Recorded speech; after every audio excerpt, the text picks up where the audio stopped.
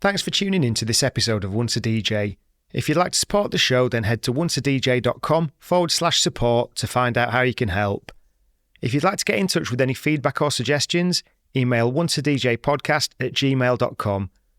Once a DJ is produced by the good people at Remote Control. If you'd like to find out more about working with them, head to remote-ctrl.co.uk. Time for the show.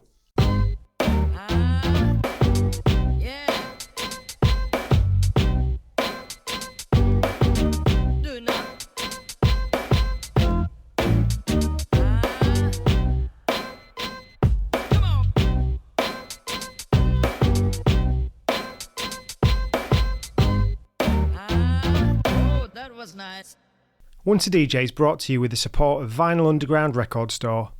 Since 1993, VU has been shipping new and used underground house, techno, disco, hip-hop, soul and more worldwide from Northampton in the UK. They're your go-to store for upfront releases, repressed classics and deep digging for undiscovered gems. And they're a great crew to deal with who really care about the music and their customers. To show the support to the Once a DJ community, they're giving you 10% off your next order. Just head to vinylunderground.co.uk and use the code ONCEADJ10 at checkout. You also get free UK delivery on all orders over £100. That's ONCEADJ10 at vinylunderground.co.uk. So today we're here with a legendary underground dance DJ, hitmaker extraordinaire, frontman of the Shamen, Richard West, aka Mr.C. Thanks for coming on. That's my absolute pleasure, sir.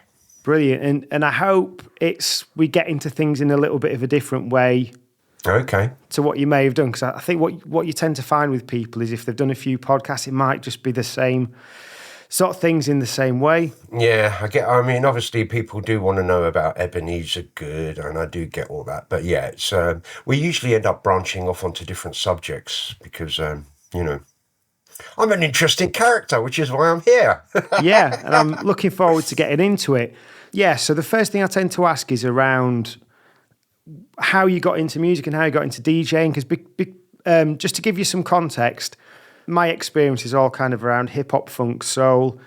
So that's more the world of people that I've interviewed. So it's exciting to get someone that's gone a lot more into sort of techno and deep house and things like that, because for me it's about, I want to understand the commonalities for all DJs, be it a funeral DJ, techno. Right, okay, well that makes sense. I'm actually playing a gig tomorrow night where I'm playing 5 hours of funk and soul. Oh, amazing. There you go. So was that an entry point for you then, the funk and soul? Yeah, very much so. My mum used to listen to soul music when I was a kid. So she'd listen to like the Commodores, Barry White, Stylistics, like those sort of bands in the early 70s and mid 70s. So, I automatically liked soul music because it was like, as a kid, I did like Elvis Presley. He was very soulful anyway for a rocker. And then when he died, I was like immediately, and I had posters off the wall, get rid of the records, and became an ABBA fan for about a year. When I was 11, it's my first guilty pleasure, I guess. Why did you get rid of everything when he died then? Was it like, there's no point lamenting? My mum asked me the same question. She's like, what are you doing? Why are you taking... I'm like, he's gone, Mum. I don't know, I just had this thing. I was only 10 years old, I believe, or around that when he passed. And no, I was just like, okay, he's gone. That's it. I'm not going to be a fan of someone who's dead. There's no point. Find someone new. And that was it. I dropped in like that, like a ton of hot bricks overnight. Right. Yeah, it was very weird. My mum thought it was a bit weird. Yeah. So like I try not to do too much research on this because sometimes it can end up, I'll try and guide you somewhere that I think is where things happened. I'm the sort of person, I do tend to pull away and make other answers out of questions when people do that. All right, it's okay. So the thing that really jumped out to me looking at your Wikipedia was that your kind of entry point into the world of DJing was through rapping, right? Correct, yeah. When I was 16, I started rapping. This is 1982. And They're basically all the young kids are like 12, 13, 14 are all doing breakdancing started. And before that, like when I was sort of 13, 14, 15, robot dancing came first, and it was all that Jeffrey Daniels moves and all the balloon and all that malarkey. And then came the body popping and the pop locking. I was, oh yeah, we'll have a little go of that. And then all of a sudden, these kids are spinning on their heads and doing windmills and all that. And I'm like, no way. Like, look, not the thickest set of hair, follically challenged. And even back then, I was like, oh, I'm a little bit follically challenged to be spinning on my head. I'm not doing that. And I thought, well, how do I stay a step ahead? So I thought, you know what? Start writing lyrics, start rapping, and then you'll be ahead of the dancers because you'll be the rapper. And that was when I started writing lyrics in 1982. So at that point, what were you getting access? You from London, right? I'm from London, yeah. We Yeah. had access to absolutely everything that ever got released in America. That's the good thing about being in London. It's the music capital of the world, and it's the hub for Europe. So all the New York and LA stuff or whatever would all fly into London, and there it would be in our record shops. So you go down to Groove Records on Wardour Street, and they had everything. You know what I mean? It was like absolutely everything. And there was a whole lot of record shops, Bluebird and all that. And also, at that time, we had a lot of pirate radio stations in London. The early ones, JFM, Horizon, Invicta, Solar Radio, and they used to champion American black dance music. So it would just pile in soul, funk, disco, reggae, jazz, hip hop.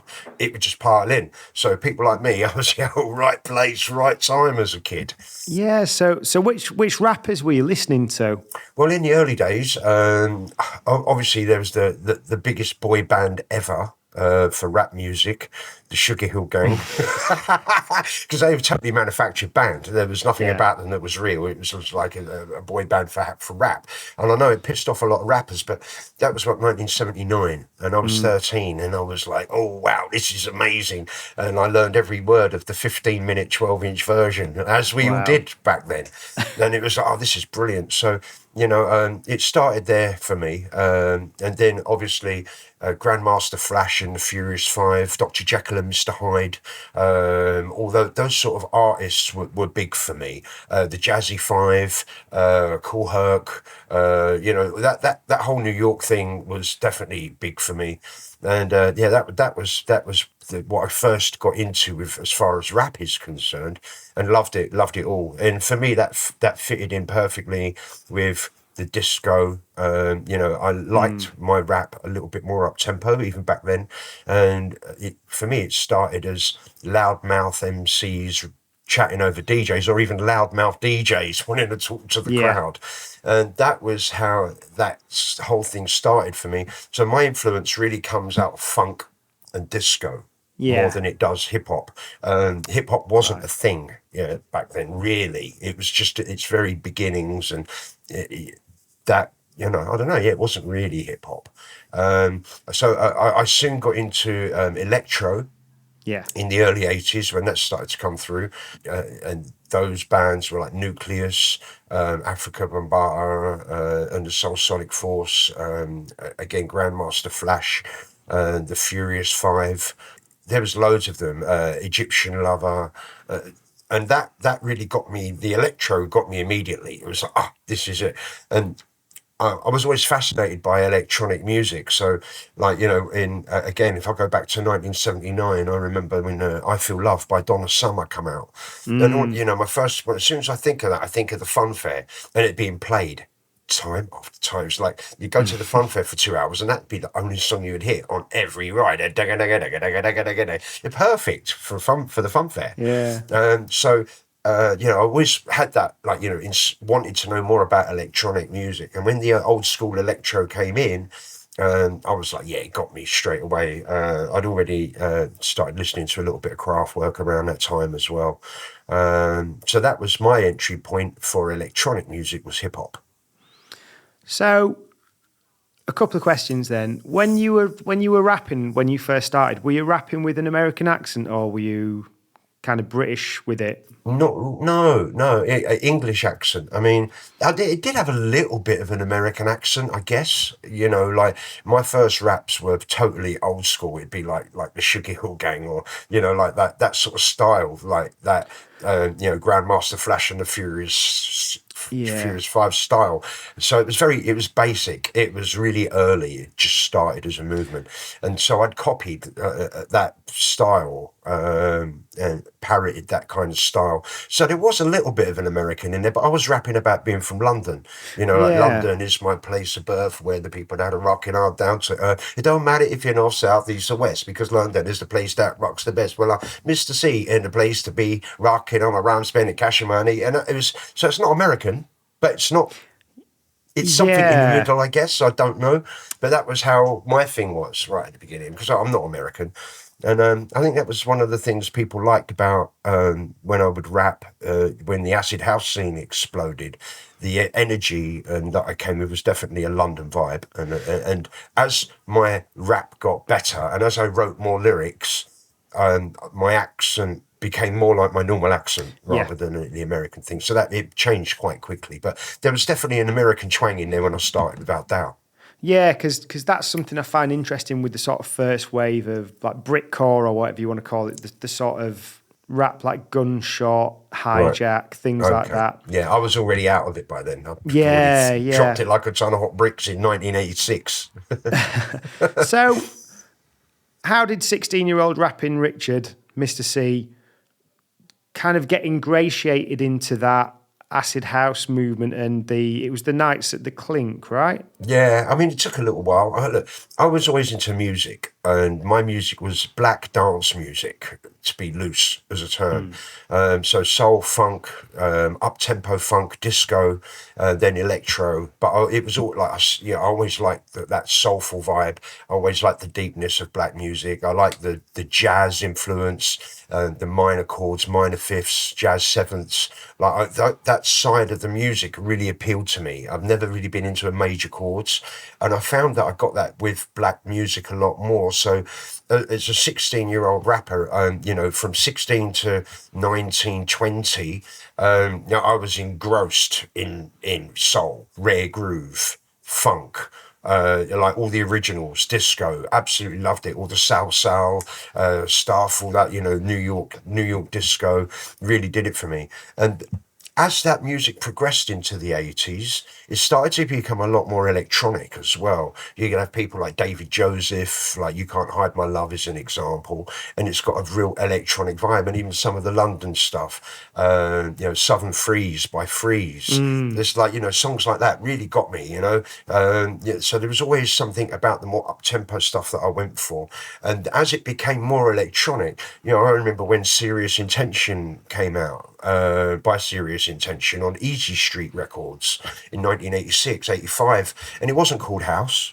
It was house. It was straight up house music. But it wasn't called house. It was called dance music.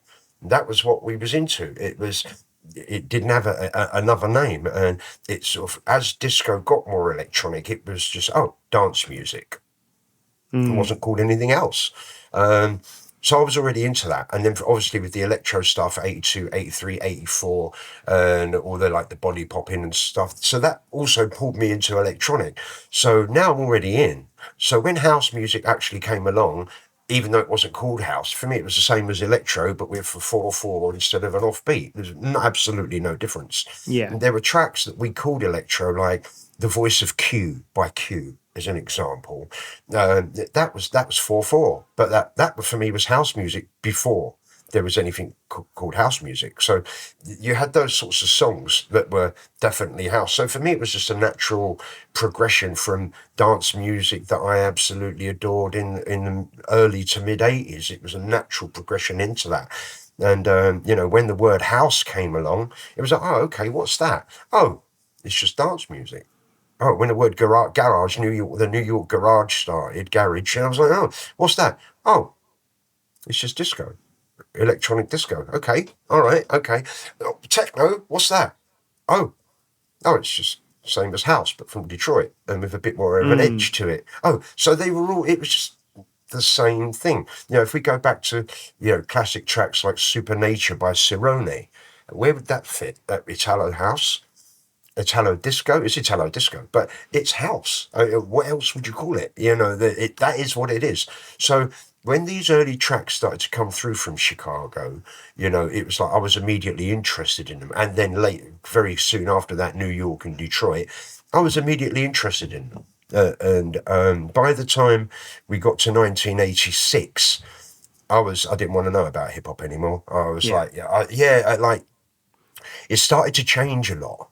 The attitude of rap, it's slowing down. Like I always preferred the slightly more up tempo disco based rap. And when it started to get a bit too slow, I'm like, come on, I want some fun, And rap started off very positive, and it was all giving it the big I am, look how good I am, look how I'm slick back, check me out, and all that. You know what I mean?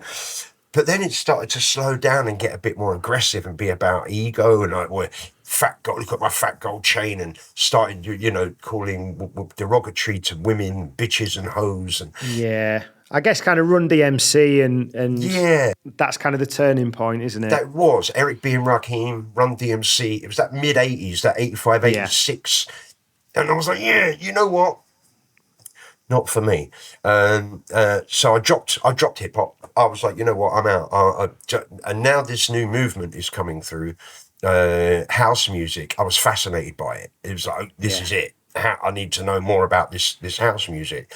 So I started rapping, like writing loads of lyrics about Jack in your body. And I was the only person rapping on house music anywhere in the world at that time. And I actually did a track in 1986 that came out in August 87 called Page 67. It was my first tune.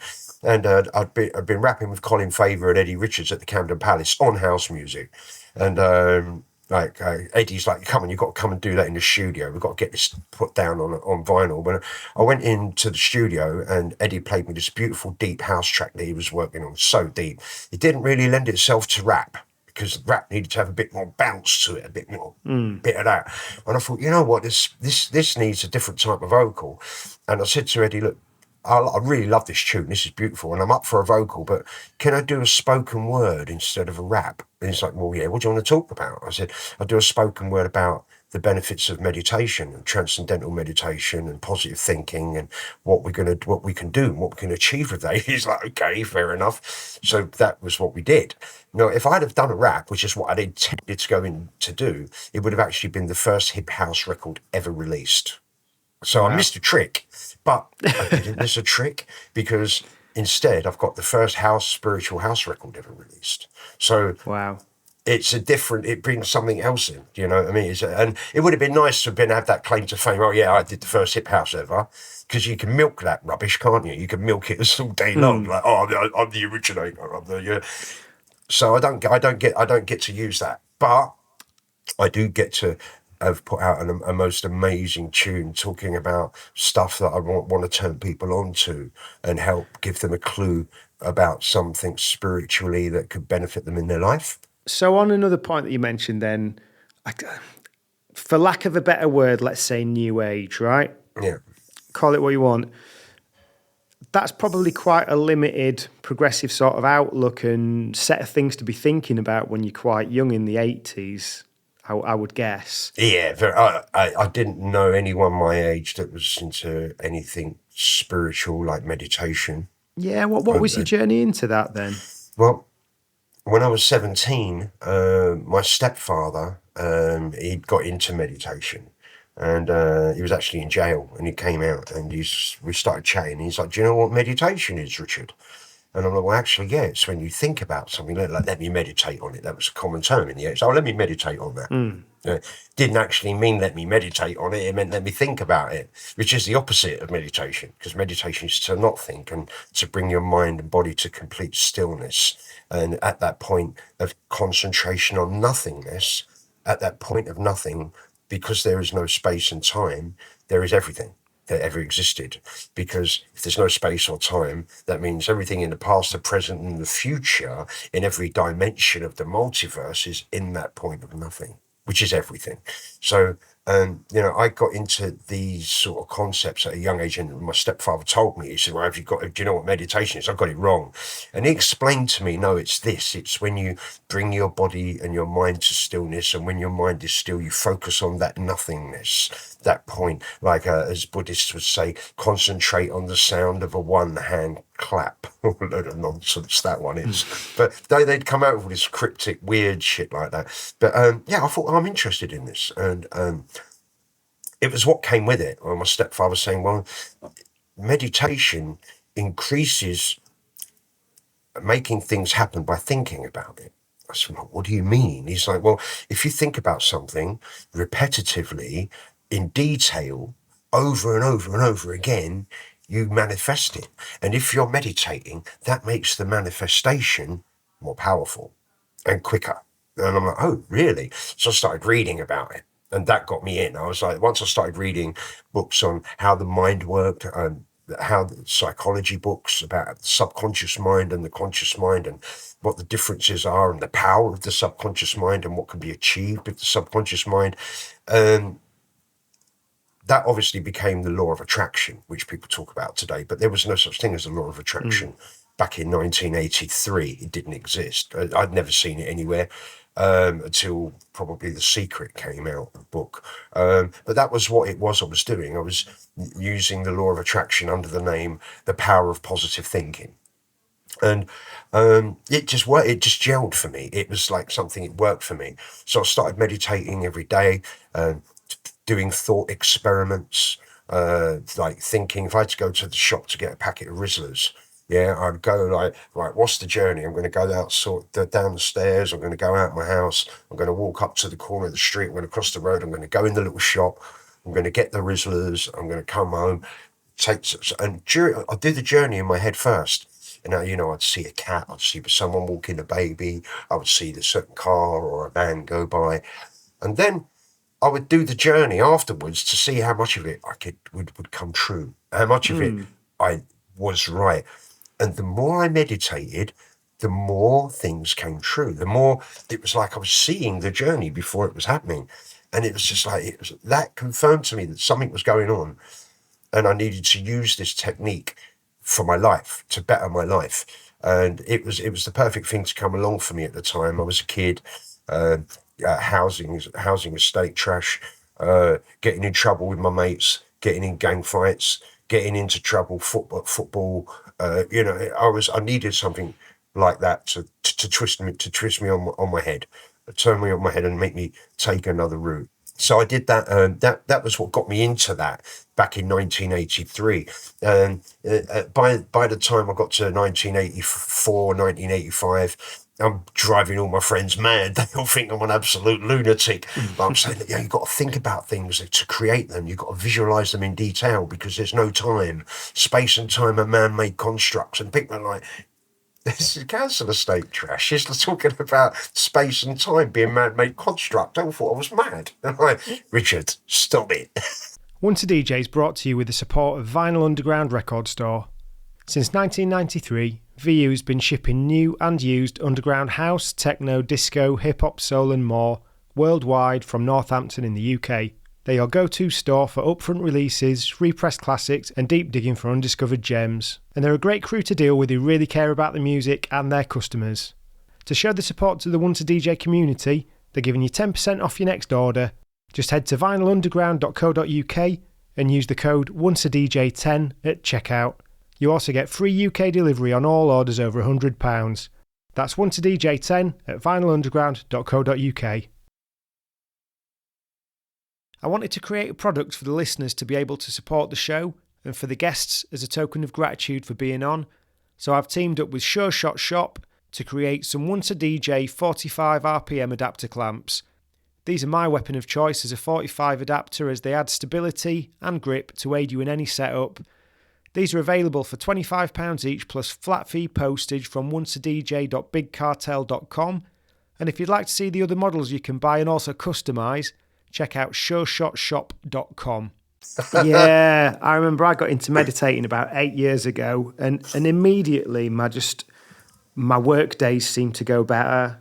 Yeah, And everything. I just felt, yeah, there was a few different things I can think of in particular where I was like, I'm just dealing with this better because of meditating. It Yeah. was helping me in so many ways, and I just couldn't stop telling everyone to do it. It's everything. People don't realize it's fascinating. They don't realize what it does. I mean, even if you don't get into the spiritual side of it, just the technique of it alone, by doing a body scan and scanning your body from the tip of your toes to the top of your head, slowly but surely, every muscle in your body brings you completely into the moment and makes your thoughts disappear right at the very beginning. And this is before you even start the focus of meditation on whatever it is you're focusing on, be it a mantra or your breathing or your senses, or depending on what type of a meditation you're doing. But it brings about focus. It brings about, if you focusing on your senses, all of a sudden you're not procrastinating anymore, you're not focusing anymore, things are not winding you up. So it's a technique for all these mental health benefits right off the bat. And that's before you even go down the mumbo jumbo route, which I love, the mumbo jumbo side of it. I do. Yeah. Something that might be cool to do at the end of this, if we've got time, is if you'd be up for giving me a little guided meditation. Something a bit different to do. Oh, well, yeah. Well, I could do. I actually teach meditation. I started teaching in 2011. Oh, incredible. I had a psychedelic experience on DMT, and pushed the boat out, and I was getting these hieroglyphics were rushing along this wall, and I could read it. It was like English. It was completely bizarre. And I was being warned and told off, reprimanded by the universe for not sharing the universal information that I'd gathered adequately, and was warned that if I don't share this information that's not mine, because it's not my information, it's universal information, if I don't share it, my powers are going to be removed. Well, obviously I shit myself because I've been using these powers, if you can call them that, since the mid 80s, and it worked. It was the meditation that helped me to become a successful rapper, helped me to become a successful DJ, helped me to become a successful producer, helped me to become a successful record label boss, a successful nightclub owner, a pop star, a songwriter. And it was meditation was the root behind all of that. Yeah, and that really fueled all of that. So when I get told that I'm going to have my powers removed, I'll shat myself. I was like, what's going on here? I started putting information on Facebook, like I would just put a line, come into the moment and make your mind still twice a day for 20 minutes and watch the world blossom in front of you.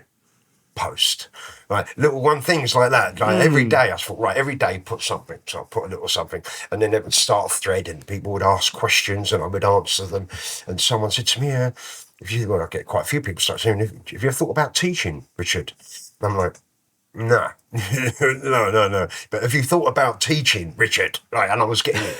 Why not? Why not, Richard? I'm like, you've got all this information. You should be sharing it. I'm like, okay, here I'm getting those messages again from my mates. And I'm like, no, look, who's going to want to listen to a fucking drug-addled ecstasy head DJ, right? Who's out there, absolute raver? Who's going to want to listen to, me telling them how they should run their life? But they're like, but hold on a minute. You're not just an ecstasy head raver. You're, a double platinum winning #1 artist, songwriter of the year, who has a Midas touch and everything he touches turns to gold. Don't you think you should share that? And I'm like, oh, actually, yeah, I should, but I haven't got time. I ain't got time for all that. I'm DJing. I've got my record label. I've got all this stuff going on. I've got the end. I've got all these things going on. And, my club, and one friend come in and said, her name's Jack. She's always been one of my most spiritual friends and a great inspiration in my life. And Jack said, you'll have time if you make it. I'm like, Can't really argue with that. So I started off by doing a 10-week course, in Los Angeles in my home. And I had 10 students, friends came, they wanted it. It sold out like that. The course that I did, it was gone. As soon as I put it up there, it was like bang, bang, bang, it was gone. And I'm like, okay. And the 10 subjects were meditation, oneness with the absolute, the minds, the conscious mind and the subconscious mind, and the differences between them, psychology, self-psychoanalysis, positive thinking and the law of attraction, negativity, banishing negativity and cleansing karma, attachments, what attachments are, how do we get rid of them, and what is the point of them, and actions, the actions that we make, and how to make right action instead of wrong action or no action, and what those actions do, the brain waves, psychedelia, what happens to brain waves when they change when you change your state of consciousness, and what is the relevance of all states of consciousness with the human evolution and the human mind, and finished on the pineal gland. What is the pineal gland? What does it do? How do we service it? How do we make it? And so I did this course, and it was a 10-week course. I had to miss out, I think, about 3 of the weeks because I was touring or DJing, so it extended it a little bit. And I did that at the end of 2011, and it was brilliant. It was absolutely brilliant. On my first class, I was chatting with my friends who were there, and I said, look, I've never taught in my life, so you have to excuse me if I'm not doing things quite right. At the end of it, there was 2 people that came who I didn't know, flat out called me a liar and said, there's no way that you haven't done this before. Like you just, the way you do all the way you explain everything is so easy to understand. I've always been an advocate of simple explanation, which can be quite tricky when you're talking about sciences or spirituality. There's a lot of words that might be difficult to understand if you're a layman. And so I always like to use layman's terms for things to make myself very understandable, so that there can't be any ambiguity and it's not getting lost in not understanding. So I did that course, and it went amazingly well. I did taught 3 types of meditation, basically transcendental meditation, which I'm not qualified to teach in any way, but I knew how to do it, and I shared it. And you're not supposed to, because they want people to pay for it. They want people to pay for it, don't they? Off, pay for it. Do you know what I mean? It's free. Meditation is free for everyone. About pay for it, right? So the meditation, and it's a lot of money as well, isn't it, TM? Oh, it is, TM. It's ridiculous. It's a rip-off. It really is. It's a rip-off. Like, I don't feel that they're really giving people the truth, because you shouldn't, they give you a mantra or a sound that you're not allowed to share. I shared mine, but I didn't pay for it. I had mine given to me for free as well. So, there's the TM side of it. There's mindfulness meditation, and I do mindfulness meditation based on concentration on the senses, or mindfulness meditation based on the breathing. And then I do also teach a short 2, 3, 4 minute blast that you can do before an important job interview to get yourself focused and grounded and centered, or before doing an interview or a podcast or going into the studio to make music. There's a little 5-minute meditation that I would teach to help people with their creative endeavors or whatever it is they've got to do that day, that moment. I started teaching it back then, and the workshops are very special. They would last 11 hours, 12-hour workshops, and sometimes longer, because I was also doing psychoanalysis work on the individuals as a group, and psychoanalyzing their actions and thoughts and trying to find out what their problems were. I'm very good at that. I'm very good at finding out what people's problems are by asking questions and challenging them. Modern day psychiatry kind of pisses me off a little bit. I think for most people, it should be a one-stop visit. You should be able to find out what your problem is, what the event is that caused your problem, what is the event that gave you this purpose in life that is hidden and unwanted, and what can you do to get rid of that problem, which is finish thinking on the event. And how do you finish thinking on the event? Are there techniques for finishing your thinking on the event, and all this kind of stuff? And psychiatry doesn't really give you those things. Like, you'll go to a psychiatrist and they'll ask you questions and get you emotional, drag up shit from the past, and then say, all right, off you go and think about all that, and then come back next week. No, that's where it all falls down for me. It's like, all right, we've dragged up this shit from the past, right? How did you come up with that shit from the past? Like, what is it that brought that shit from the past up? What is it that brought that into that person's mind? And then what? Why is it come into the person's mind? The only reason that shit from the past has come into the person's mind is because they haven't finished their thinking on the event. So therefore, when it comes up, the event is still there causing problems. And when you have a traumatic event in life, that trauma will give you something that we call an unwanted hidden purpose. Like, for an example, someone who's bullied by their big brother, as a kid, would have they're being disempowered by their big brother, that disempowerment would give that person the unwanted hidden purpose to be powerful, which in turn will make that person into a bully.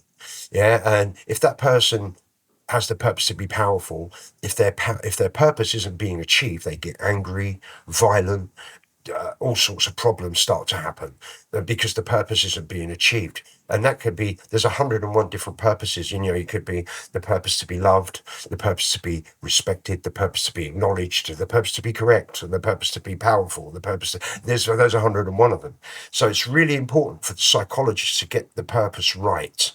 And once you have the purpose, it's from the purpose, and you get the purpose by challenging the person's anger or their affinities, because the only time you're ever going to be angry is when your unwanted hidden purpose is not being achieved. If your unwanted hidden purpose is being achieved, you are the happiest person on the planet. So, if you challenge anger and question anger, you'll then be able to find out what the purpose is that isn't being achieved. Once you find the purpose, you can then regress the person to the event that caused it. Once you find the event, you then go into the event in details, and it is then that you show the client the techniques to be able to finish your thinking on that event. Once you finish your thinking on the event, the purpose that came with that trauma disappears, it disintegrates, along with all of its bodyguards that are the voices in your head saying, oh, don't do that, you're going to fail. Oh, you're not good enough. All these voices are protection mechanisms for your purpose. With the purpose comes security. So the security disintegrates along with the purpose once you finish your thinking on the event.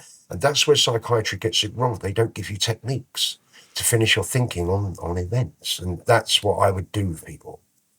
Just going back to your timeline then, so you were rapping, and then it was from there that you started DJing, is that correct? Yes, I started rapping in 1982.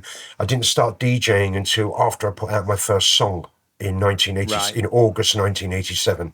I was already very well known as a rapper in London. I was rapping with lots of parties and people. I used to be the resident rapper with Colin Favor and Eddie Richards at the Camden Palace.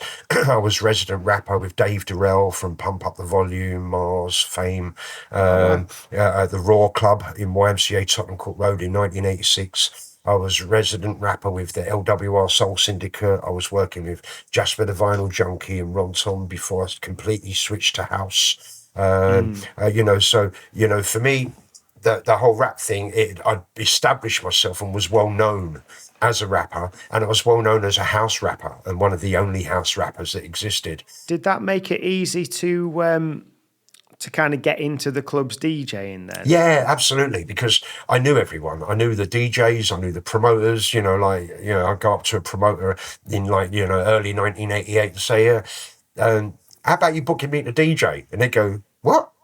They go, yeah, how about get me on the decks then? What, you DJ? I'm like, of course I DJ. What you mix? I'm like, yeah, of course I mix. Do you know what I mean? And I just started. Do you know what I mean? But I could mix immediately. As a rapper, I knew where the breaks were. I knew where to come in. Yeah. I knew where to go out. I knew when it was the tempo went right. I could mix immediately, tight as you like, spot on. Like run tracks together. It sounds like one track. It was immediate. So I could then use my notoriety as a rapper and say, all right, yeah, here's a cassette. They'd listen to it and go, oh, wow, yeah, do you want to open up at the next party? And by the middle of 1988, I was huge. So, I'm literally talking 6 months into DJing. I'm playing all over England. I'm playing all over the place. I'm doing parties. By the end of 88, I'm playing in Berlin. By 89, I'm playing in Ibiza, Holland, Berlin, France, a year later, a year after starting to DJ, That's pretty incredible. yeah, because I knew I was already known, so I already had a springboard. And then all of a sudden, there's this new DJ on the block. Who's this new DJ? Who does he think he is? Just coming in here, taking over like that. So I did get a little bit of that from other DJs, but not that I really care. Their problem is not my problem; it's their problem. So, Once a DJ is brought to you with the support of Vinyl Underground Record Store. Since 1993, VU has been shipping new and used underground house, techno, disco, hip-hop, soul and more worldwide from Northampton in the UK. They're your go-to store for upfront releases, repressed classics and deep digging for undiscovered gems. And they're a great crew to deal with who really care about the music and their customers. To show the support to the Once a DJ community, they're giving you 10% off your next order. Just head to vinylunderground.co.uk and use the code ONCEADJ10 at checkout. You also get free UK delivery on all orders over £100. That's ONCEADJ10 at vinylunderground.co.uk. I wanted to create a product for the listeners to be able to support the show and for the guests as a token of gratitude for being on, so I've teamed up with Sure Shot Shop to create some Once a DJ 45 RPM adapter clamps. These are my weapon of choice as a 45 adapter, as they add stability and grip to aid you in any setup. These are available for £25 each plus flat fee postage from onceadj.bigcartel.com. And if you'd like to see the other models you can buy and also customise, check out sureshotshop.com. Did you learn music when you were younger? Because you were talking about specific sort of chords, minor sevenths and things like that you get in sort of jazz and soul. Have you got a background in like keys or anything? No, I was exceptionally gifted in school. At the end of the third year, when you pick your what you're going to study, I didn't pick music. And my music teacher at Holloway School, his name was Mr. Ward, and he got my mum on the phone, and he's like, "You've got to come into school." And she went in. I went in with my mum, and he's like, "Yeah, you've got to make your boy pick music. I've been here 13 years. It's like literally 1,300 boys in Holloway Comprehensive School, and he said, I've been here 13 years, and your boy is only the second natural talent. Whatever he touches, he can just do it." And I didn't learn, I can read notes and whatever. I couldn't read a note music and play it because I didn't study, but I didn't even go to school. I didn't pick music. And that music teacher was sobbing to my mum, "You've got to make him." My mum's like, "Can't make him pick anything he don't want to do." I thought I was going to be an architect back then. I took technical drawing and carpentry and do you know what I mean? Not that I ever went, because I was totally truant from school right after that. Didn't even want it, bored me. I was too gifted. I would finish my work and mess up the class, cause trouble, be disruptive. I was a disruptive child. I was a pain in the arse. Yeah. So I didn't have a background in music, but I'm naturally musically gifted, I would say. Yeah. Never studied it. So, how did you meet the Shamen then? Well, the Shamen, I met the Shamen manager first, back in 1988. They're Scottish, right? They're Scottish, yes. It started off as a psychedelic rock band from Aberdeen in 1986. And then the initial incarnation of the band broke down, and Colin moved to Glasgow. I think that was in 87 or early 88. Colin moved to Glasgow and teamed up with Will Sin. Will Sin, genius, absolute genius. So they were making their sort of psychedelic rock with a bit of electronic sampling in it. The manager moved down to London from Glasgow to get the band a recording deal, a publishing deal. And when he got down to London, he stumbled across an acid house warehouse party. It was us lot, and it blew him away. He was like, this is unreal, this is amazing. So he got back, he got in touch with the band. He said, look, I've stumbled across this thing in London that's going on called Acid House.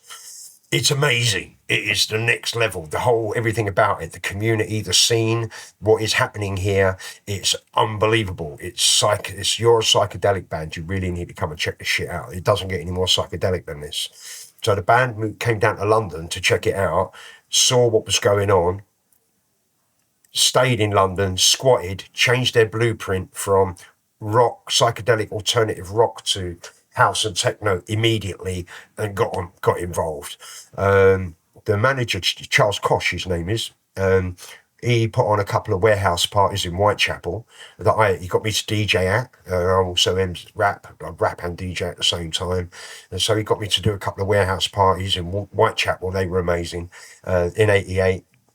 And they were regular. They started, their boys would go to Clink Street in London Bridge, where we did the Rip parties in 88, and the Dungeons in Lea Bridge Road in 89, which we did every week. The boys would be regular there. I didn't really get to know them.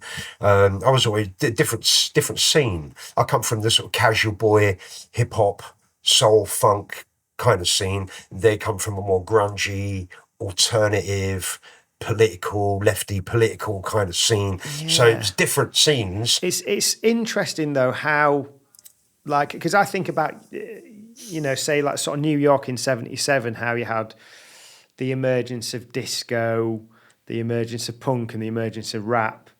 And then I think about sort of 88 England being a little bit like that, where you had the kind of offshoots of the bag, like everything kind of came together and then exploded apart again. Yes. Yeah, I'd have people coming up to me in 89, 90 saying, this music comes from punk, doesn't it? Oh, no, it comes from disco. They go, no, it don't. It comes from punk. Like, okay, it comes from punk. But it came from all of those things. Yeah. So they weren't really my types of people that I would hang around with. They're still not. I was a bit of a poser, love fashion, love my designer clobber. They were grungies, do you know what I mean? It was different thing. So I didn't hang out with them. But in 89, Shamen got Paul Oakenfold to mix down one of their songs, a song called Move Any Mountain. Yeah, and Paul Oakenfold, they said to Paul, we're looking to consolidate this song with a rapper. Do you know got any suggestions as a rapper? And Oakie said, there's only one house rapper, there's Mr.C. He's the man. And they're like, why didn't we think of that? We've been watching him dance, dancing to his DJ sets and that for ages. Why didn't we think of that? So they got Charles. They knew Charles knew me from doing his stuff, and they got Charles to invite me on. He said, do you want to get involved in this song? I'm like, well, who? What? He's like, the band's called The Shamen.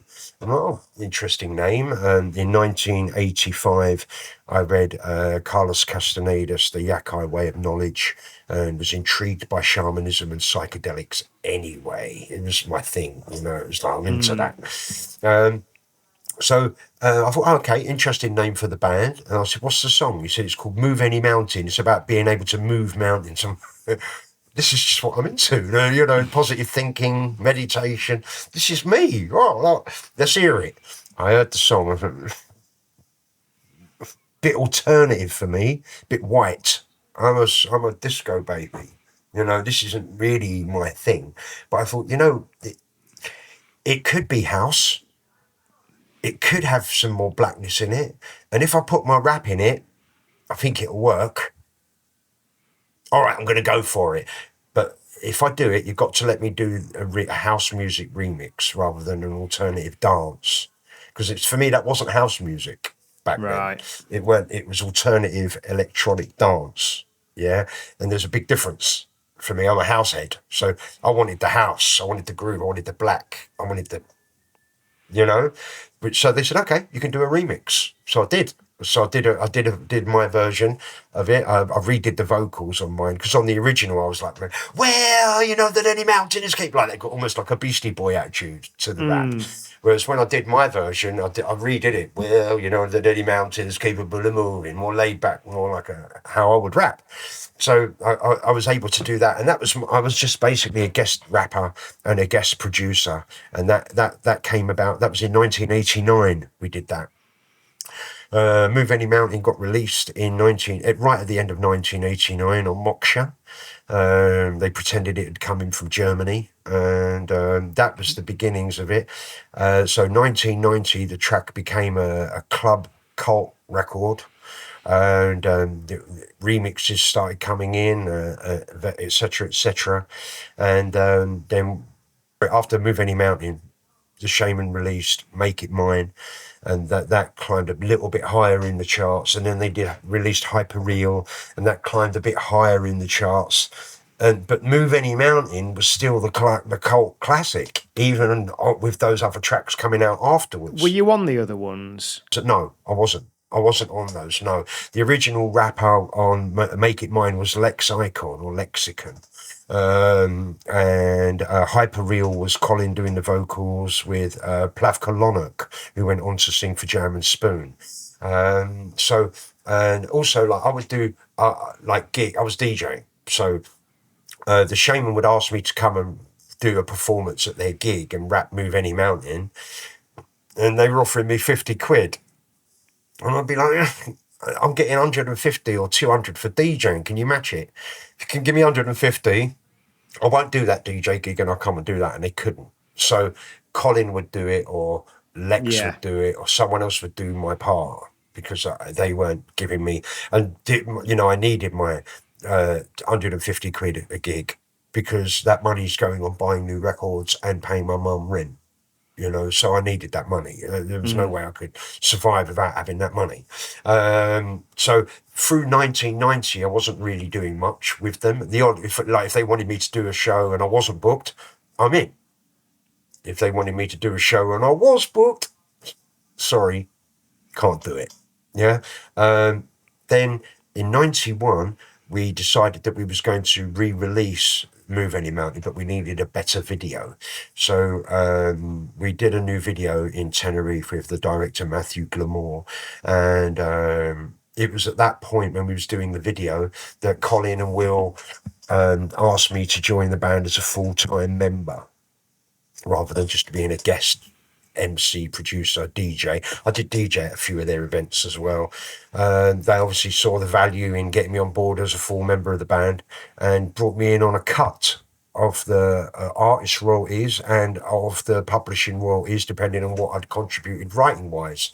Well, obviously, as a house music producer, I'm contributing beats, I'm contributing bass lines, I'm contributing raps, I'm contributing, right, let's do it. So, and also now you don't need to pay me the 50 quid because I'm on a piece. Yeah. Right. So now it's a different story. Now I'm in. Now I'm turning down gigs and struggling to get by, because now I'm on a piece of the action. When they offered you that piece, did you have in mind that you thought it was going to get as big as it got? Oh yeah, without doubt. When I knew Move Any Mountain was going to be a hit. Sadly, after we shot that video for Move Any Mountain, we lost Will Sinnott. He went over to the next island, La Gomera, in the Canary Islands, with his girlfriend, and she almost got caught with the undercurrent, the Atlantic Ocean.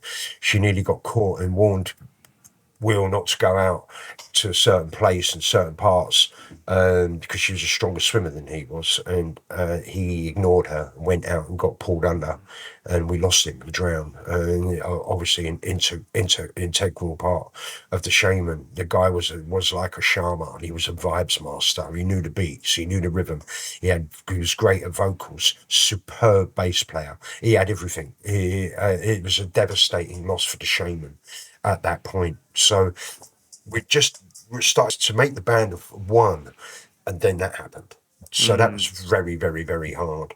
Plavka Lonok was asked to join the band as a full member as well, and she did want to, but once we lost Will, she was like, well, that's it, I'm out here, and decided to go and take her own route, which was fine. And we were about to stop the band. But Colin was getting so many letters from fans, please don't stop. It's a very important information band. There's no one out there giving information about human evolution, about the psychedelic experience. There's no band like this out there. There isn't one. Yeah. Please carry on. Please carry on. So we talked about it and decided that Colin and I, we would carry on. So we went about getting a new singer to join us, and we did it ourselves and carried on. Colin and I as the Shamen. So yeah, a very, very difficult period for the band. But yeah, that was when it went from there. That was when we started writing the Boss Drum album. And I knew, like when we wrote Ebenezer Good, I'm laughing about it, and I'm like, Colin, this is number one. He's like, do you think it's not? I'm like, do I think this is nailed on number one, mate? I know it. It's like, I knew, but I was a knower. I'd already visualized it. I'd already seen myself on Top of the Pops. I'd already, going back to my visualization and my spiritual side, I knew it was a knowing. There was like, oh, did you know that? Did you think you might do well? No, I knew. It had already happened. All we had to do now was just catch up with space and time. It already happened. It was a given. So no, I knew. So I don't think we need to get into the specifics of the song. If you don't know Ebenezer Good, I don't even know what to say. Greatest pop song ever made, I reckon. I would say that, wouldn't I? Phenomenally big song. Yeah. And that album, it was a great album. That was one of my early cassettes that I bought, actually. Just thinking about Boss Drum when you mentioned it as well, and just like a little bit of the rap and stuff. I'm not going to do it, but like it still kind of rings there in my head. Yeah, it's a good rap. Yeah, it's a good rap. Yeah. What was it like having that level of success? And I knew it was coming, so I braced myself. It was fun. For me, I never really took myself seriously. I mentioned it earlier on in this interview that I think that we're only here to have fun. We're not here for any other reason. We're not here to hunt and gather. We're not here to get rich and hoard money. We're not here to, be the big I am. We're not even here to procreate. We're here to enjoy ourselves. That's it.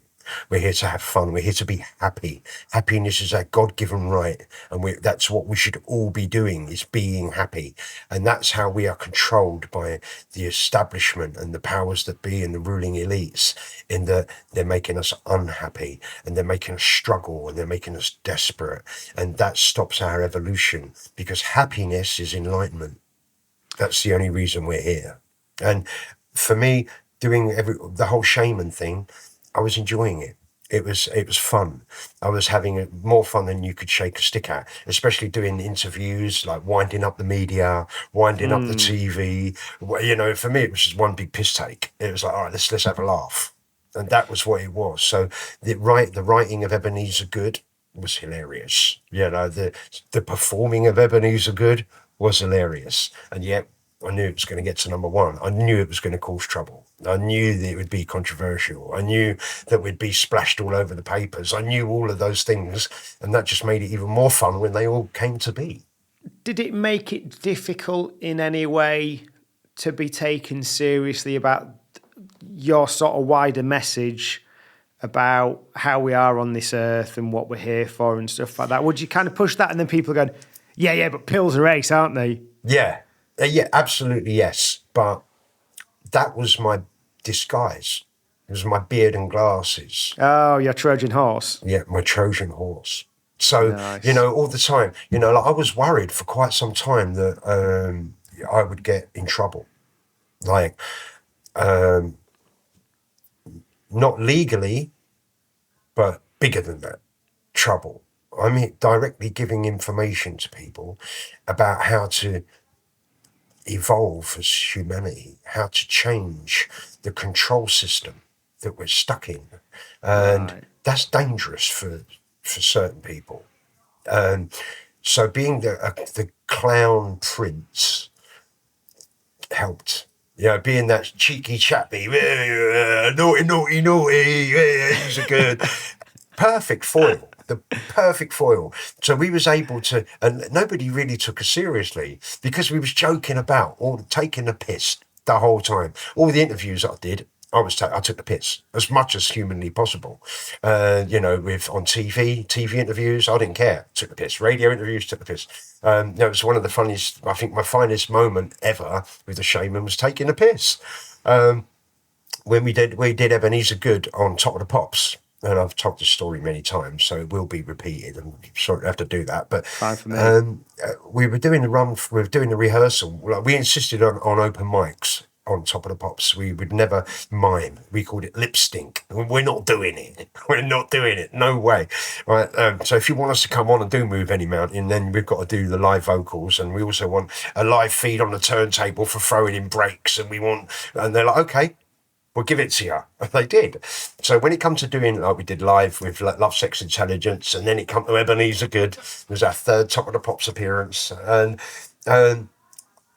we're doing the run through, the like sound checks and all the rest of it, and I'm going, E's are good, and like everyone's getting the needle. The record label's getting the needle, the manager's getting the needle, the BBC are getting the needle. They're all getting up there like, what are you doing? You're saying E's are good. I'm like, I'm only mucking about. I'm having a laugh. Come on, your tits. You know what I mean? And so I said, I'll do it properly. When it comes to the take, I'll do it properly. It'll be E's are good. It won't be E's are good. All right, I'll do it right. All right. Promise you. So we go round to the full take and I do it all properly. He's a good, he's Ebenezer Good, he's a good. But then instead of saying, has anyone got any salmon? I go, has anyone got any underlay? So now afterwards, they're all like, it's all recorded, it's all done. They're like, what's underlay? What's all that underlay? I'm like, it's rubber. It goes underneath your carpet. Make it nice and soft under your feet. And they're like, what? I'm like, it's rubber. Black, usually, goes underneath your carpet. I'm like, no, it's a drug reference. I'm like, my manager going, oh yeah, it's speed. I'm like, it's speed. I'm like, how is it speed? Underlay, Speedy Gonzales, it's speed. I'm like, it's not, it's just rubber. Forget about it. Anyway, they let it go out. They let it happen with me saying, has anyone got any underlay? They let it go. Fast forward, that we recorded it on I think it was on the Wednesday or something, and then it gets shown, or Tuesday, and then it gets shown on the Thursday, and then the next week, I've asked to get interviewed on BBC Radio 1 by Mark Goodyear, sent middle of the afternoon. I'm like, all right, I'll have some of that. So I go up to BBC and we're chatting, and he's gone, so Mr.C, tell us, are there any drug references in Ebenezer Good? I'm like, yeah, there is. There are. And he's like, well, what are they? I said, well, you know the bit where I say, has anyone got any salmon? He's like, yeah. I said, well, salmon and trout is a snout, which is a cigarette. And I really shouldn't be promoting the government drug nicotine, right? Because hundreds of thousands of people are dying of lung cancer and emphysema. And it was really, really wrong of me to have put, has anyone got any salmon in the song? Because the government drug that they're making all the money of is killing people. And I really shouldn't. I'm so sorry. And he's laughing now. He's like, so you left it out on Top of the Pops. You didn't say, has anyone got any salmon? Is that why? I said, correct. He's like, but you said, has anyone got any underlay? I went, yeah. He said, well, what's underlay? I said, it's a rug reference. I think that was my finest moment. It was just like live to the beat, to the nation, like rug reference, all that. That's just taking a piss. But that is really interesting about cigarettes, and it's, you know, there's so much to be said around the sort of drug debate and stuff. Like, I don't remember when Leah Betts was in the news, but I'm guessing it was a couple of years afterwards. But it was around the same time, actually. There wasn't a lot. It was just after, I think, the whole Leah Betts incident, and the misinformation around that was just awful. You know, she actually died of water on the brain. So, because she'd been given misinformation. And if people have been told, well, it does dehydrate you, but you have to be careful. You can't drink too much water. You don't drink 6 litres of water all in one go. It's going to cause a problem. Then, for me, it was the lack of information that was a problem with all that stuff, which we were addressing. Did you get vilified though? We were always vilified, right the way across the board. Not that I cared. If I'd have had the money at the time, I would have. I was actually said to some of my mates, it'd be great to do a big billboard poster, right, and have a picture of an ecstasy tablet and a picture of Leah Betts and a picture of a cow, and put ecstasy safer than British beef. But it might have not gone down very well. But I was all ready to get in people's faces with that sort of shit. Very too delicate, obviously, with her family. Yeah, Must have yeah. been devastated on losing a family member in the manner that they did, and it was a real tragedy and absolutely heartbreaking. But most of deaths that were recorded as ecstasy deaths were due to mitigating circumstances like heart issues or water on the brain or other things, and when more people are dying from eating peanuts than ecstasy, I was always going to stand up and say, oh, do you know more people die Yeah, from eating yeah. peanuts than eating ecstasy? Yeah, you see, I ask because I just imagine if there was ever anything come up in the news that if you saw it, you just think, oh, God, it's that people are going to come at me or... No, I didn't care. Look, it's not me, not my problem. Look, if you Yeah, start yeah. to make something your problem, then you're messing with your own psychology. And I don't let other people's problems be my problems. It's Yeah. if someone's got a problem with me, like, yeah, I've got loads of haters, jealous people, haters, people that don't like me for whatever reason. I've got loads of them. And they're the ones with the problem. Like, people say, oh, I heard someone said this about you. Okay, so what? Don't care. I do not give a flying shit because Yeah. it's not my problem. If they've got a problem, they're the one who has a problem, and they're welcome to keep it all to themselves. My thing is about happiness. I am going to be happy. I am going to share happiness, and I'm going to have as much fun in my life as humanly possible because that's why we're here, to have fun, to have joy, to be happy, and to share. That's it. Yeah. So just going on then to that sort of peak of the Shaman's popularity, how did that impact DJing? Were you getting booked? Did you ever get booked for kind of the wrong sort of gigs because you Yeah. were the guy from the Shaman or probably called the Shaman or whatever? Yep. I did. I got booked. Oh, it's the guy from that pop group. Let's book him to play our big Mecca discotheque.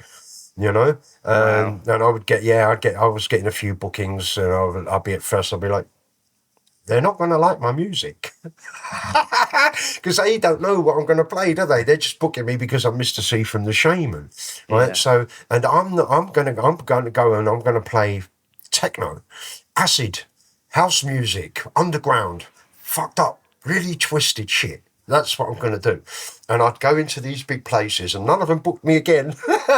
But I would go in and I would pull their trousers down and spank their bottoms. And then you'd get after people, give it that's it. And the other people like this, like, what the fuck is this? What am I doing here? This is mental. And they didn't know what to do.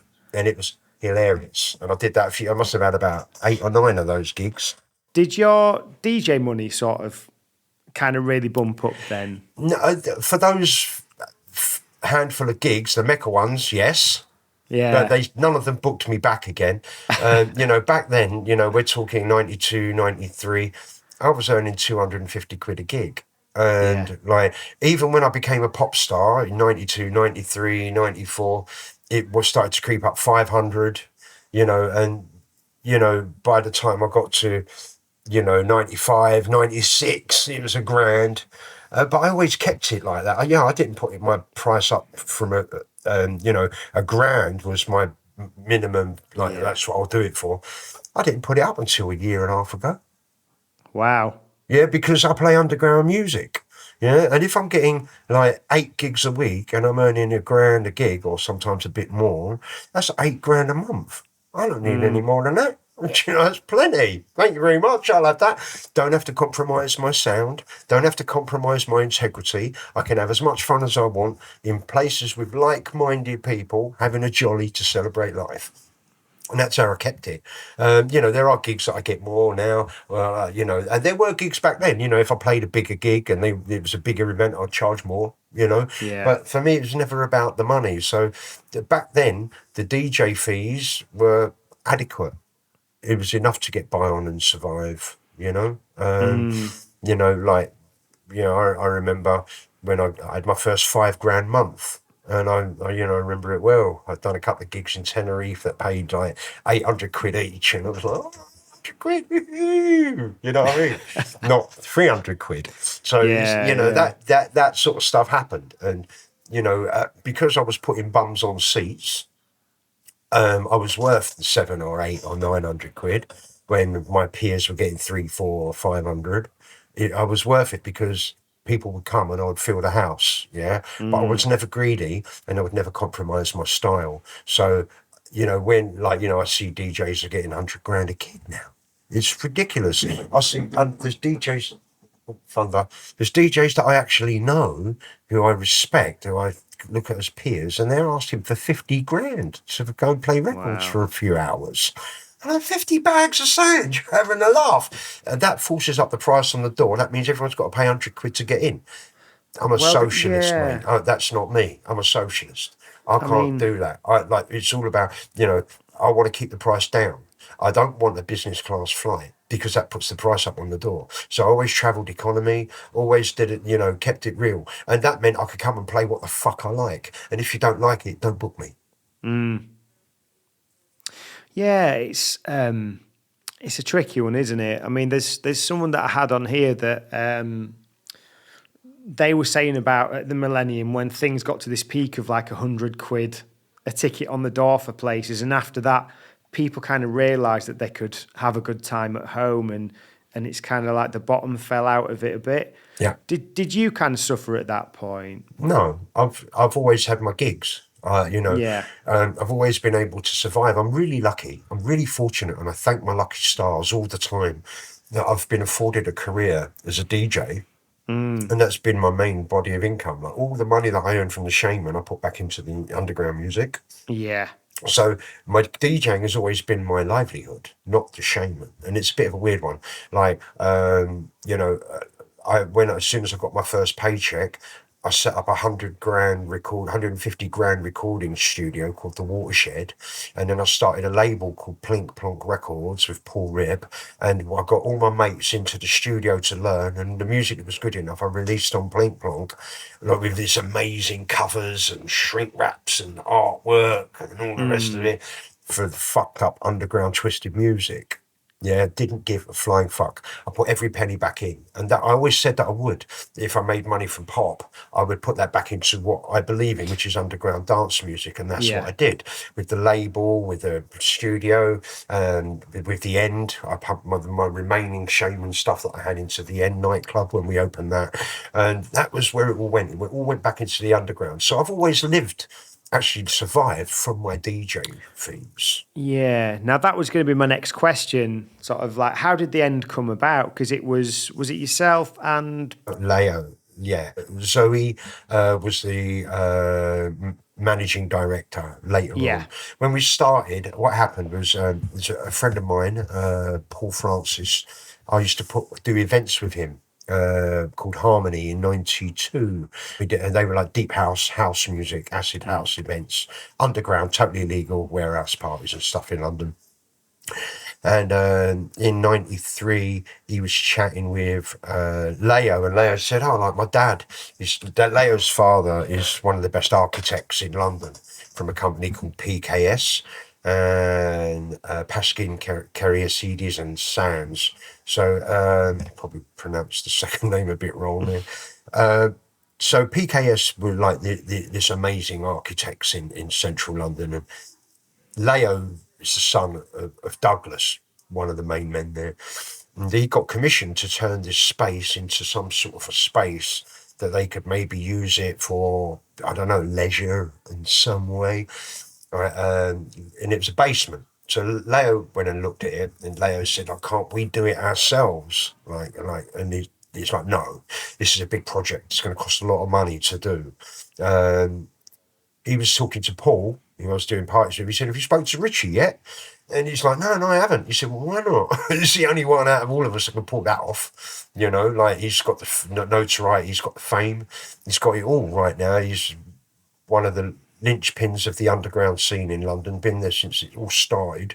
And he's now a pop star. So you should talk to Richard.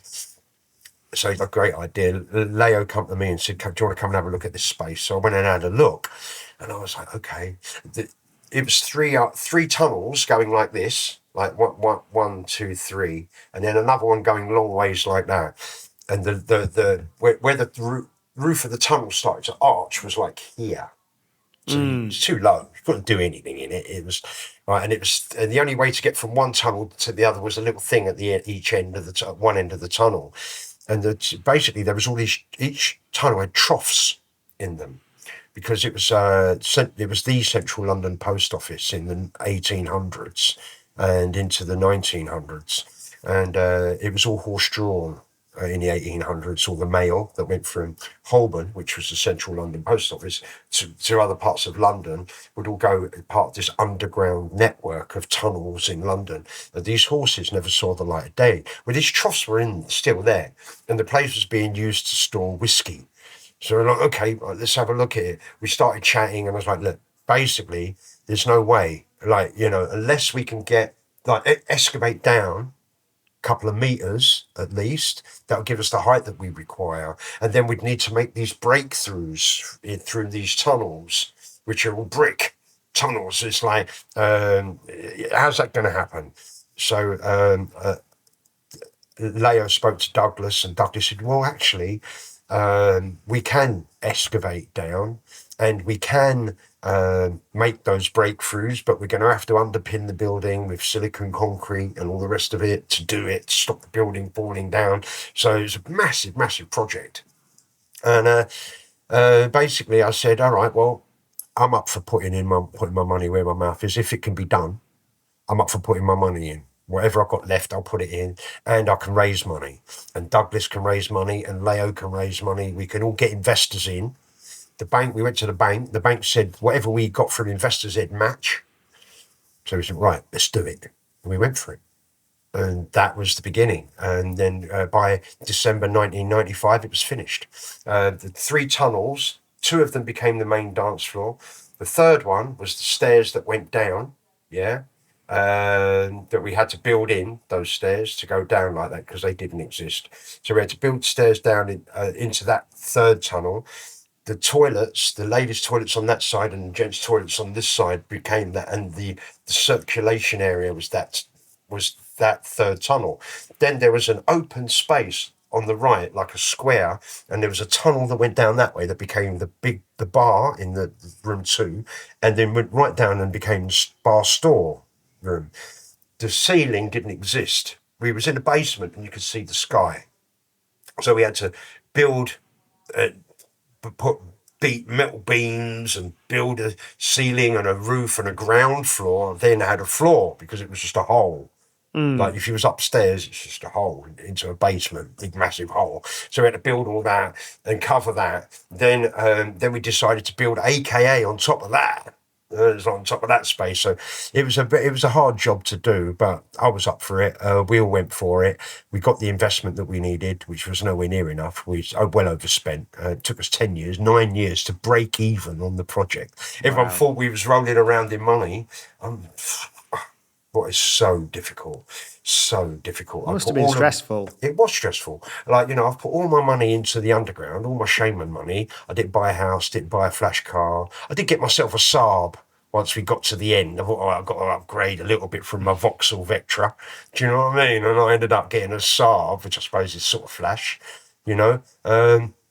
But I didn't do that with my Shamen money. I put it all into the music. I didn't get a house and a car. I was still driving around in a little Datsun. You know what I mean? Like pop star driving a Datsun because I didn't care. It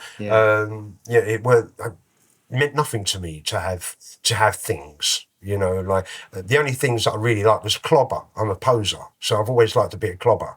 So I would spend money on clothes, but didn't do coke. Didn't do expensive drugs. I wasn't addicted to anything. You might have said I was addicted to ecstasy because I took it every single bloody week, but it wasn't an addiction. I could stop it and not It was Yeah. something I wanted to do. So I never had big outgoings on anything. I didn't need a big house. I didn't need, I was able to, sort out some money for my family and, help my mum out and whatever, help family out a bit, which I did because I've always been a giver. But yeah, that was never really a big part of it for me, the money side of it. So my next question would be then, as a DJ, how cool is it to be able to have a say in what a nightclub becomes, and more importantly, what the sound system's like? Brilliant. I mean, it's not just a say, is it? Here we are, me and Leo, making a club designed by the people for the people. This is it. This is the real deal. House, techno, breaks, jungle, the lot. We're going in. No cheese, no trance, no fluffy shit. No, we're not doing it. We're going to be really focused on what we're doing. So we, there was everything that we wanted. We were meticulous. We never left a stone unturned. Like, how do we stop your legs hurting at 7 o'clock in the morning? I know. Let's put the wooden dance floor on hydraulics. Spring it. Have a sprung wooden dance floor. That's what we did. How do we stop people getting hot and sweaty? Oh, I know. Let's put some air conditioning units, put big, massive airflow going in there. How do we make people comfortable? I know. Let's get Philippe Stark Cheslon furniture and all that. How do we stop people being dehydrated? Oh, we put a water fountain so people can drink water. Everyone said I was mad when we put the water fountain in. They're like, "You're mad. What about all the sales you're going to lose?" We didn't lose any sales. We didn't have anyone die of dehydration either. Yeah. You see? So it's about doing it right. All the toilets were done right, all that maintained well, with people maintaining the toilets. What one person does in a cubicle on their own is their business. We did it right. And we left no stone unturned. So it wasn't just the sound or the lights. Yes, we had the best sound in the world. The Thunder Ridge X2000, which was the upgrade, doesn't get any better anywhere on the planet. We've got the best sound in the world. We've got amazing light show. We built the perfect designer dance space, bespoke dance space for underground dance music, and it was wonderful. It was a pleasure to do. So it went, oh, what's it like to have a say on the sound? What's it like to have a say on everything? Yeah. Dream come true, mate. It was just like, it was unbelievable. Unbelievable. That's amazing. And I think the fact that it's had that longevity. How long was it going? 13 years. We opened the beginning of December 1995. We closed at the end of January 2009. So it was 13 years and 2 months, pretty much.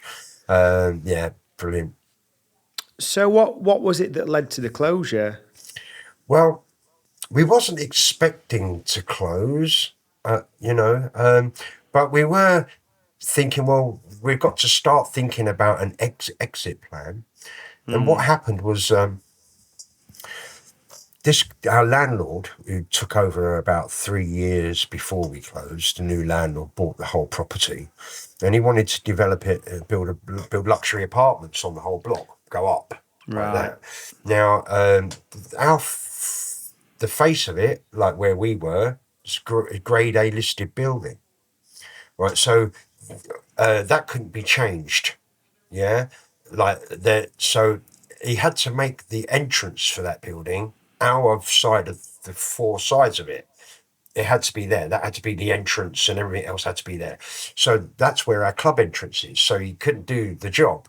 So he's trying to get us out, trying to get us to leave.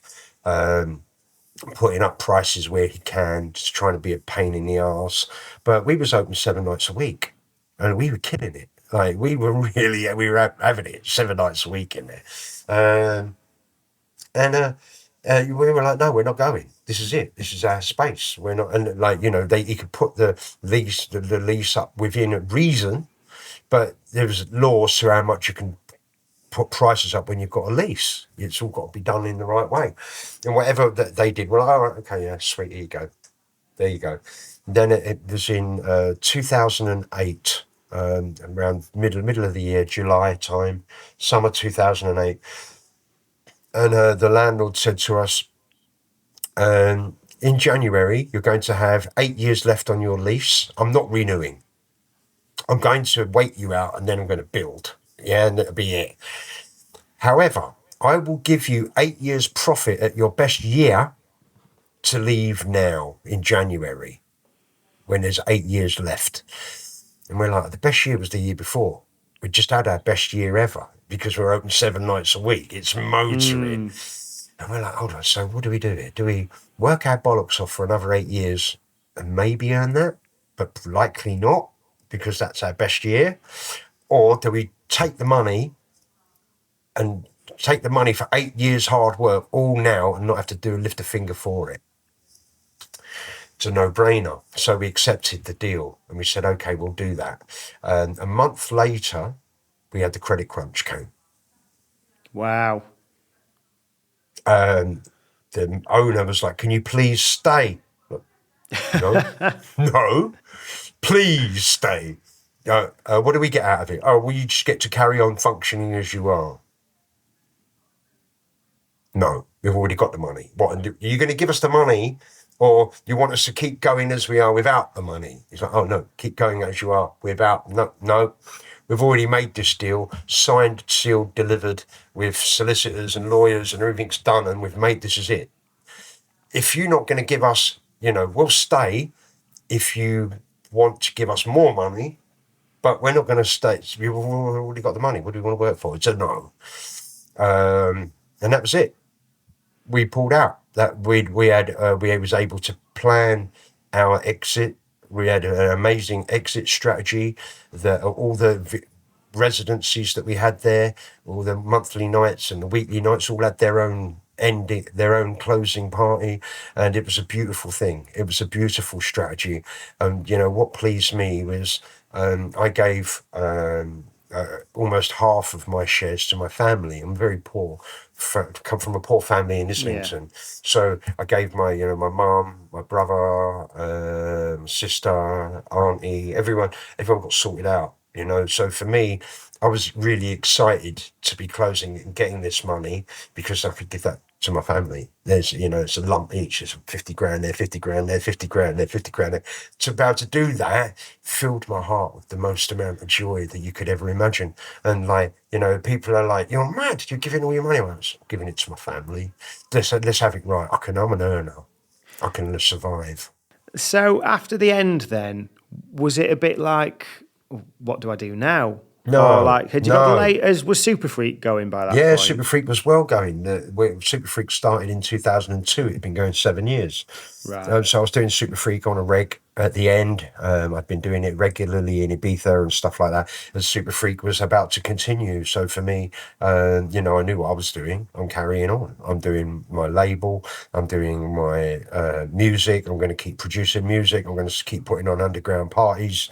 I'm going to keep putting on events. I'm going to keep having fun. I'm going to keep enjoying myself. I'm going to keep doing everything I can to help others to enjoy themselves as much as possible because that's why I'm here. That's my point of being. I'm here to help people have fun, and that's what I do.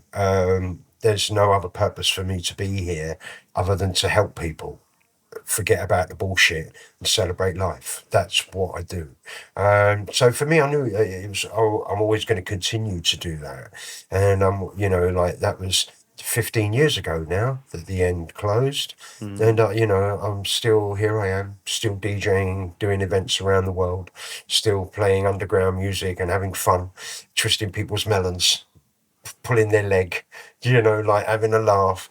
And I do it because I can, and I do it because I want to have that enlightened life of happiness. That's all. For me, all I want is to be happy. I don't want anything else. I don't care about fame and fortune and rags and riches. It's just not a bother to me. I'm happy with my lot. I'm living here with my girl in London on a council estate in Highbury, and I love it here. I love it. I love being back on the manor that I was raised in Islington. I was born and raised in Holloway. I'm on the manor. Got my brother up the road there. I've got my sister there. And, I'm doing gigs and, I give a lot. I'm always giving to charities and this wrong and this just giving that. I'm a giver and that's what I do because I know I'm always going to be all right. I'm coming up to 60 soon. a year off, just over a year off being 60 years of age. And I'm still enjoying my life. I'm still having as much fun as possible. And I still know that I can survive. I'm not worried about money. I know how to earn a crust. I know how to earn more money than I need. And I know how to share what I don't. So I'm happy just to keep going. I always find it weird asking about financial things because it is quite personal. Do you still get kind of publishing coming in from the Shamen stuff then? Yeah. It's not a lot. It's not enough to live on. Yeah. But yeah, I'm still getting like publishing royalties coming in. But yeah, it's nice. It comes in every 6 months. It's a bit of pocket money. Yeah. Just go shopping. No, it's all right. But it's not huge. It could be a lot more. I think if the Shaman music was managed properly, in these days, in today's day and time, the 90s is the new 80s now. It's all about the 90s, and I think the Shaman could be exploited a bit more. But it's the only problem is it's political. It's like Colin doesn't want the Shaman exploited because he doesn't want the original record label recouping. Right. I don't care myself. I'd rather exploit it, let them recoup, and let's earn a little bit more money that we can put into things that needs being put into. That's my version of it. But everyone's got their own way, and the Shaman is Colin Angus's baby, and I'll support him with whatever he wants to do and say. We've reached a point now, like people keep talking about reunions, this and getting together. That no, it's not going to happen. 5, 6, 7 years ago, I would have said, yeah, let's do it. But since the pandemic, and now, it's different when you're 50 and you look 35. But now I'm nearly 60 and I look 48. Oh, no. I was going to say, you're not looking bad for your age. No, I'm doing all right. And no Botox, still got my wrinkles if I go like that, but no Botox. And I think it's like, I've looked after myself. I keep myself in decent shape. I eat well, I eat healthy, daily meditation, being positive, celebrating life. All these things keep you young. When people ask me how I do it, I let them know that I do have a picture of Dorian Gray that's falling apart in my attic. And I also did pickle myself in chemicals. Are you okay for time? I know I'm all right. Yeah, brilliant. Just getting hungry, but I'll survive. I won't die of starvation in the next 15 minutes. One that I'd like to ask, based on what we've discussed, is have you, I don't know if you still use records or not, but were you good at organising your records? Because you've hit upon a lot of things about where one genre ends and another one begins. Would you organise them, and did you find it as painful as I do? Yes, I did organise my vinyl. It's a mess now, but I organise it into genres. So I'd have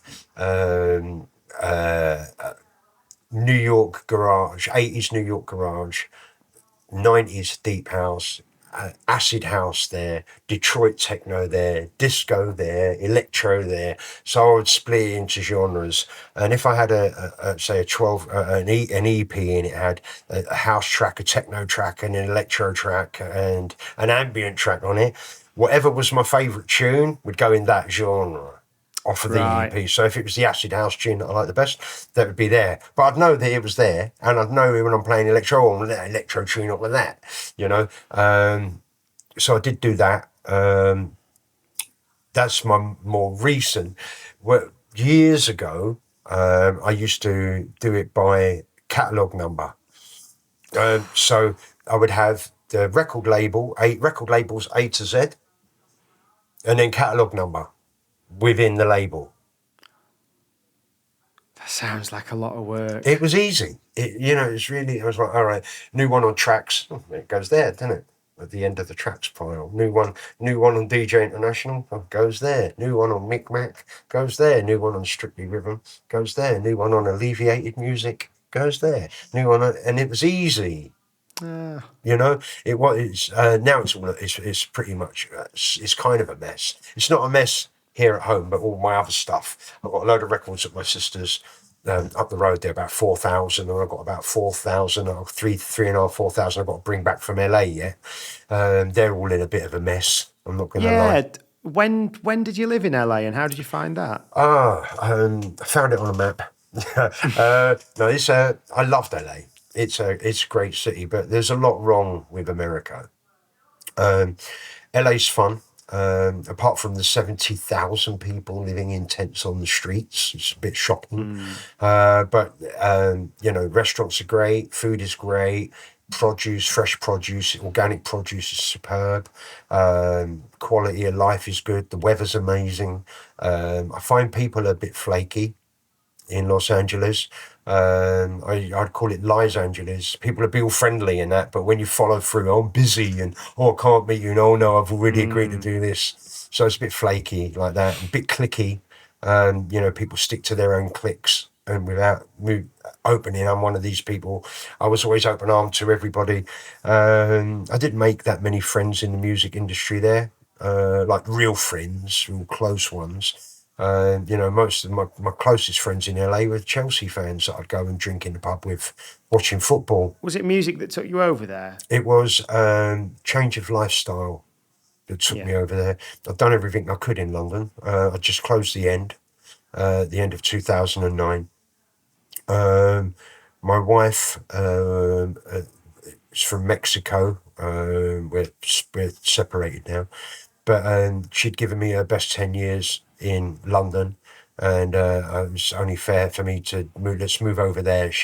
When I met her, she was living in LA, and her mum and dad were in Mexico City. It's a 3-hour short flight from LA compared to London, and I thought, you know what, let's try something different. I also had a plan to break into the acting industry, which never materialised. I just ended up wrapped up in music the whole time. Did a couple of little bits and pieces of acting. It's something that I still wish to do when I grow up. No, the acting was a part of it. I studied here in London method acting, thing with a genius called John Osborne Hughes, and he's did a thing called what was it? It's method acting. It's basically the psychology of acting, and amazing. I studied with him for years, learning about Stanislavski, Chekhov, method acting, and psychology, how the minds work. And there's meditation involved with it. So it's the spiritual psychology of acting that he does. So it involves psychology, spirituality, and method acting all rolled into one thing, which was right up my street. So I learned that. And then I thought I'd go to America and push it, but just never had the opportunity to really leave the music, because I always needed the money from that to survive. So it's sort of like stuck in music and wanting to do other things as well as music, but not having the funds to be able to say, all right, I'm not going to do any DJing for 6 months and I'm going to concentrate on this. I wasn't in a position to be able to do that. So I had to keep doing the music, much to my happiness, because I've always enjoyed making music, putting on events, doing the record label, DJing. I still love it to bits. Do you know what I mean? I still like a new DJ when I'm out there throwing it down. I'm getting involved to go, let's have it. I still love it. So, but it is still something I wish to. I'm not finished with acting. I did one short film where I did the lead role, and it picked up a few international awards straight off the bat, which was really nice. Wow. I knew it would. Again, it's that knowing how things work, and I know that at some point I will go, you know what, I'm going to go headlong into some acting now and play some mature roles, and that will happen at some point. I've got no doubt about that. Amazing. But yeah, that's what took me there. Yeah. And I loved it being there, but it was all music that I was doing while I was there. And and now I'm delighted to be home. The politics really got grated my nerves out there. You know, the divisiveness, the brainwashedness. They're all brainwashed, both sides. Like, Democrats are still going to vote for Kamala Harris, even though she's like instrumental in helping a genocide. The Republicans are going to still vote for Trump, even though he spreads lies about cats being eaten in Springfield. The Simpsons won't like that. It's just like, and they won't change. People are stuck in their ways. They're so narrow and stuck. Like, oh, I've got to vote for this, or I've got to vote for that. And they drive wedges between everyone when everyone's the same. Everyone wants the same things, left or right. We all want to be happy. We all want to be comfortable. We all want to be secure. We all want to be able to go down the pub on a Friday night if we want to without worrying about breaking the bank. We all want to go on holiday with our family. We all want the same things in life. We just want to be comfortable and enjoy ourselves. So we're actually all the same. Yet all this nonsense is being driven between us, and no more so than the United States of America. And, I was happy to get the fuck out of there, to be honest. Amazing. It's not much different here in England, to be honest. Same shit. They were using the same techniques, but at least this is home. The shit show is I'm home. I'm home by my friends and my family, and obviously I miss family I've left behind, but it's good to be back. Yeah, I think a lot of places, I mean, I don't know a lot about politics, but I think there's a lot of places, particularly in Europe as well, where things are a bit of a mess. Yeah, I knew it was coming. I saw this coming decades ago. I've talked to people about it, because of human evolution, the way that we're evolving as humans, and it's like that the monkey effect where you've got like 1,000 monkeys, and when a certain amount of monkeys can do this one thing, then they can all do it telepathically. It becomes a thing. It's about like the water maze with rats. You get a rat and it learns the water maze, and you get like teach a load of rats, and then you can put a rat in that's never done the water maze and it knows it. There's a telepathy within the community of rats, and I always knew that was the way. I've been working in telepathic communities as a DJ for the best part of 40 years. Yeah, I know how it works and how telepathy works. So I knew that we would reach a point in evolution where people would say, hold on a minute, we need to meditate. We need to do yoga. We need to ascend. We need to find enlightenment. We need to be caring. We need to have compassion. We need to have, and it would come a point in that human evolution. And I knew that it was going to come around the time that it did. In 2011, we started to enter into the age of Aquarius. The universe is constantly expanding and changing in its frequencies as it expands. So that was already written. And in the same way, the Mayan calendar ended after 5,000 years being that calendar. That calendar ended, and that ended in a year after we went into the age of Aquarius, 2012.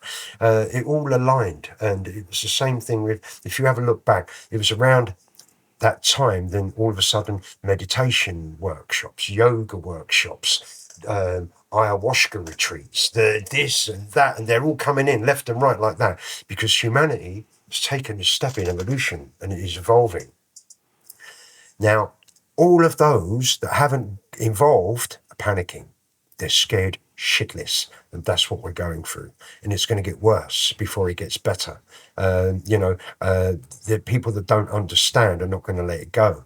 The controlling elite, the people with all the money and the power, they don't want to let go. And that's why they've been drilling us against each other for decades and dividing us with their hatred for decades. And it's all planned. Because if we're unhappy and we have hate in our heart, we're not going to evolve, and they won't lose control and power.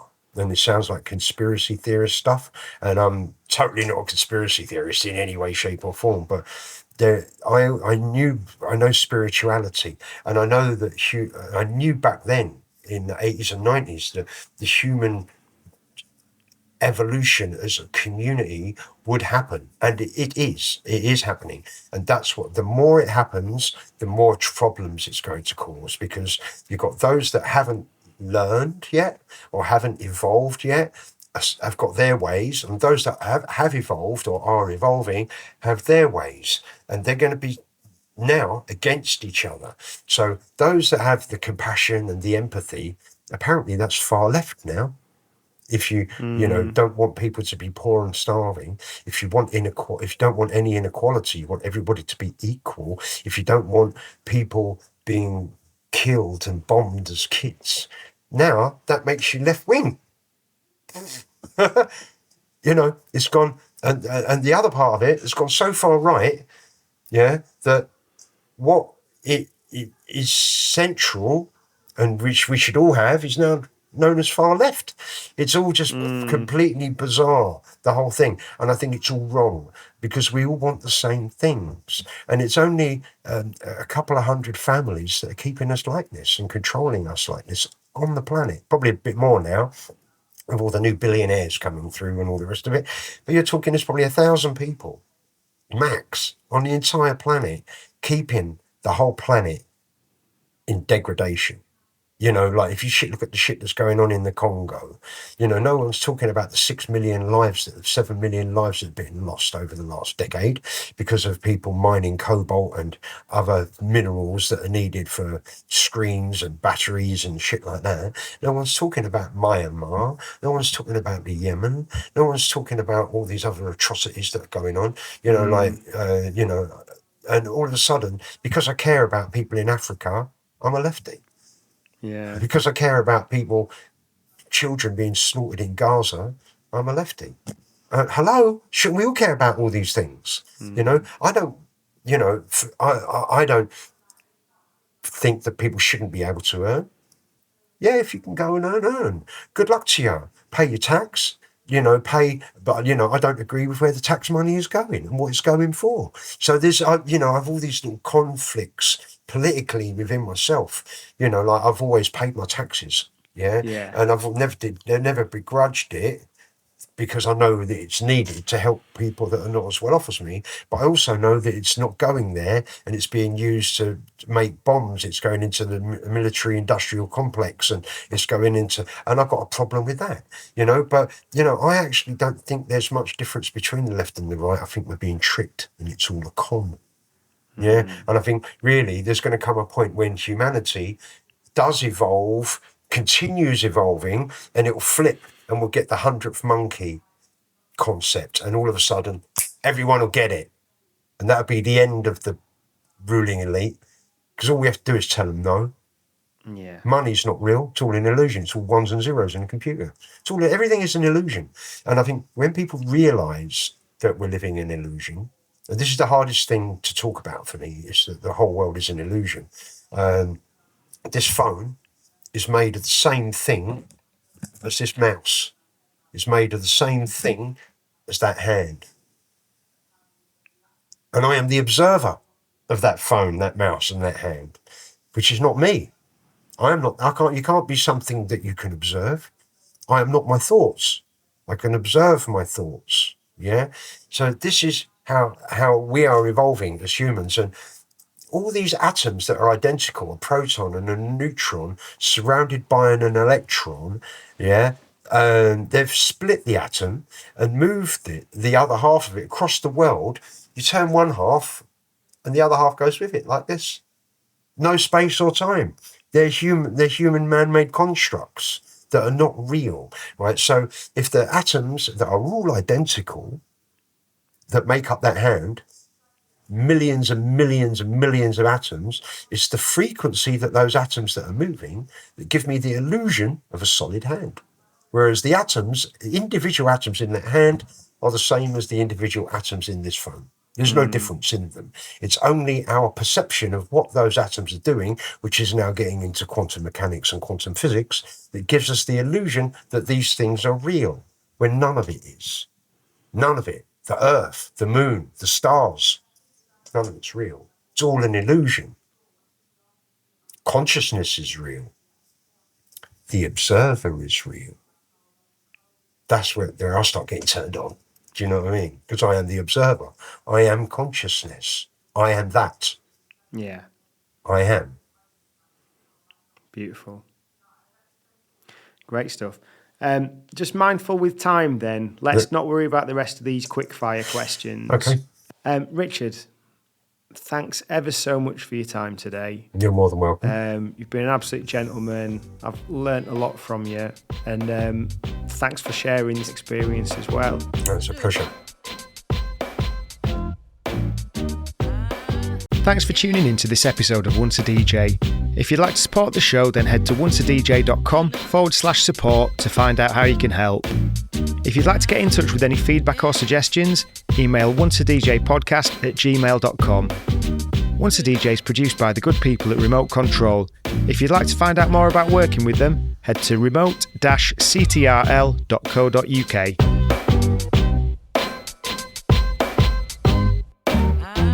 Oh, that was nice.